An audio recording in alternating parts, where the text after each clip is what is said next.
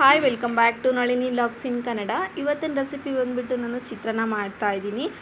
ನನ್ನ ವಿಡಿಯೋ ಯಾರೆಲ್ಲ ನೋಡ್ತಾ ಇದ್ದೀರಾ ಫ್ರೆಂಡ್ಸ್, ಪ್ಲೀಸ್ ಸಬ್ಸ್ಕ್ರೈಬ್ ಮಾಡಿಲ್ಲ ಅಂದರೆ ಸಬ್ಸ್ಕ್ರೈಬ್ ಮಾಡಿ. ಈಗ ಬನ್ನಿ ಹೇಗೆ ಮಾಡೋದಂತ ನೋಡೋಣ. ಮುದ್ದಿಗೆ ನಾನು 2 ಗೆಡ್ಡೆ ಈರುಳ್ಳಿನ ನಾನು ಕಟ್ ಮಾಡಿಬಿಟ್ಟು ಇಟ್ಕೊಂಡಿದ್ದೀನಿ. ಹಾಗೆ ನಾನು ಹಸಿಮೆಣಸಿನ್ಕಾಯಿ ಒಂದು 7ರಿಂದ 8 ಹಸಿಮೆಣಸಿನ್ಕಾಯಿ ನಾನು ಈ ರೀತಿಯಾಗಿ ನಾನು ಕಟ್ ಮಾಡಿದ್ದೀನಿ. ಹಾಗೆ ಸ್ವಲ್ಪ ಕೊತ್ತಂಬರಿ ಸೊಪ್ಪು, ಹಾಗೆ ಟೊಮೊಟೊ ಒಂದು 3, ಕರಿಬೇವಿನ ಸೊಪ್ಪು ಸ್ವಲ್ಪ, ಒಂದು ನಿಂಬೆ ಹಣ್ಣು, ಹಾಗೆ ರುಚಿಗೆ ತಕ್ಕಷ್ಟು ಉಪ್ಪು, ಹಾಗೆ ಒಂದು 1/4 ಟೀ ಸ್ಪೂನಷ್ಟು ಅರಿಶಿಣದ ಪುಡಿ. ಹಾಗೆ ನಾನು ಗ್ಯಾಸ್ ಆನ್ ಮಾಡಿಬಿಟ್ಟು ನಾನು ಒಂದು ಬಾಣಲೆ ಇಟ್ಕೊಂಡಿದ್ದೀನಿ. ಬಾಣಲೆ ಕಾದ ನಂತರ ನಾನು 1.5 ಸೌಟಷ್ಟು ನಾನು ಎಣ್ಣೆನ ನಾನು ಹಾಕ್ಕೊಳ್ತಾ ಇದ್ದೀನಿ. ಈಗ ಹೇಗೆ ಮಾಡ್ತೀನಿ, ಏನೆಲ್ಲ ಹಾಕ್ತೀನಿ ಇನ್ನು ಅಂತ ನೋಡೋಣ ಬನ್ನಿ.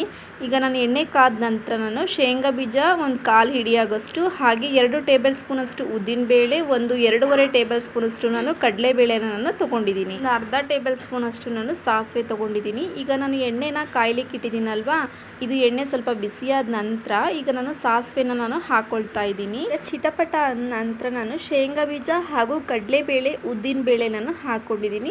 ಸ್ವಲ್ಪ ಕಲರ್ ಚೇಂಜ್ ಆಗೋವರೆಗೂ ಇದನ್ನು ಗೋಲ್ಡನ್ ಬ್ರೌನ್ ಬರೋವರೆಗೂ ಇದನ್ನು ಹುರ್ಕೊಳ್ಬೇಕಾಗುತ್ತೆ.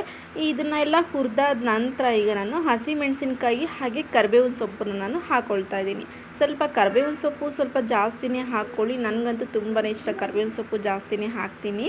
ಈಗ ಅದೆಲ್ಲ ಚೆನ್ನಾಗಿ ಮೆಣಸಿನ್ಕಾಯಿ 1 ನಿಮಿಷ ಹುರಿದಾದ ನಂತರ ನಾನು ಈಗ ಈರುಳ್ಳಿ ತೊಗೊಂಡಿದ್ದೀನಲ್ಲ, ಈರುಳ್ಳಿ ಸಹ ನಾನು ಹಾಕ್ಕೊಂಡಿದ್ದೀನಿ. ಹಾಗೆ ನಾನು ರುಚಿಗೆ ತಕ್ಕಷ್ಟು ಉಪ್ಪು ಸಹ ಹಾಕಿದ್ದೀನಿ.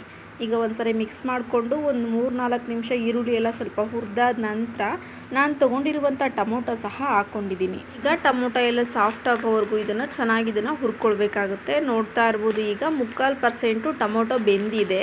ಈ ಟೈಮಲ್ಲಿ ನಾನು ಅರಿಶಿಣದ ಪುಡಿನ ನಾನು ಹಾಕ್ಕೊಂಡಿದ್ದೀನಿ. ಈಗ ನಾನು ಒಂದ್ಸರಿ ಚೆನ್ನಾಗಿ ಇದನ್ನು ಮಿಕ್ಸ್ ಮಾಡ್ಕೊಳ್ತಾ ಇದ್ದೀನಿ.